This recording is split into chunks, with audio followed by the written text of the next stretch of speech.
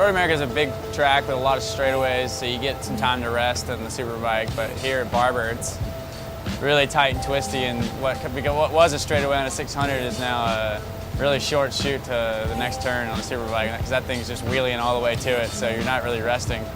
It's definitely a big change coming over turn 3 hill and coming out of 5, because coming out of 5, the thing starts to wheelie before you even hit the bump right there, so it's important to make sure you're pointed straight instead of turning still, because that thing will start flicking you all over the place when you don't want it to.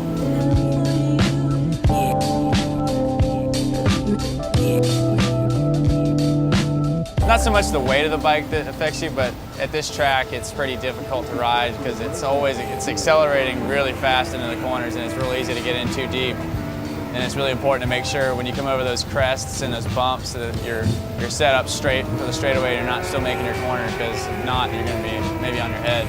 It's really easy to get yourself caught out down into turn 4, which you saw a couple people do in the race today.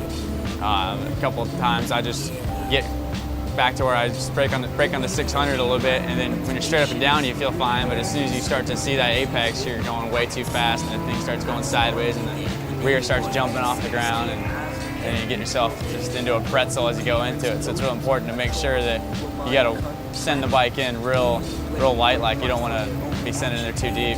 Then you mess up the whole corner exit, which is important on these things because they got so much power. No more heaven, no more hell. No more bad, no more well. Just a normal day life. That's as bored as hell. Qualified over a second and a half faster than I've ever been here before. 2 seconds faster than yesterday, so we made big improvements overnight. They changed the bike all the way around, and they're still trying some stuff every time we go out, so it definitely just changed every time, and still got a lot more to try, and things making improvements.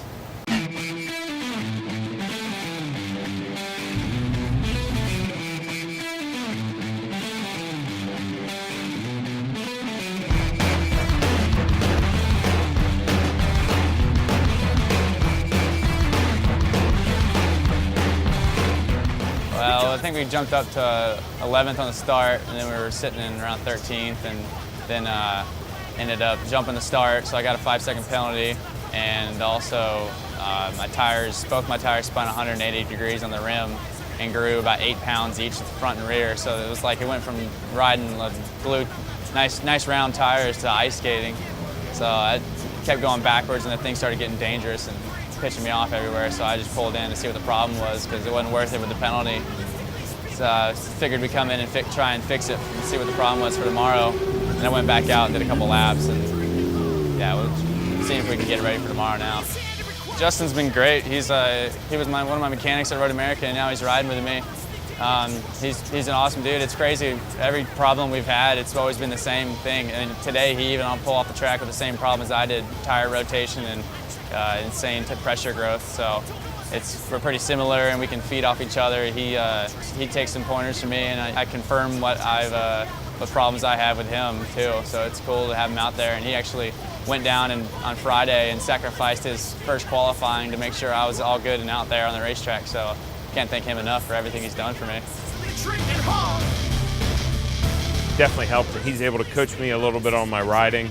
Definitely was a lot of fun to ride bikes that I've been building and working and developing, and go out and actually ride them in a Superbike race, and it was a lot of fun.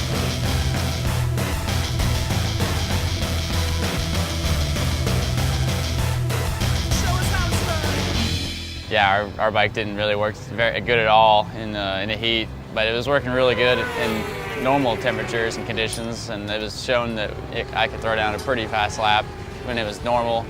But when it got to the race and the heat and it comes down to 21 laps, you know, it was a little tough to ride.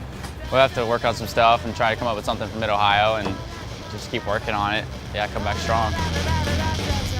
We're pretty committed as a team to making this thing really good. We're a lot better than that. Our bike's really good. It's just we need more time. I want to thank my crew, Gary, Justin, and Rob. They worked their butts off this weekend in heat, and they all put a lot of faith in me and know we can do this, and hoping we can improve the next round of Mid-Ohio.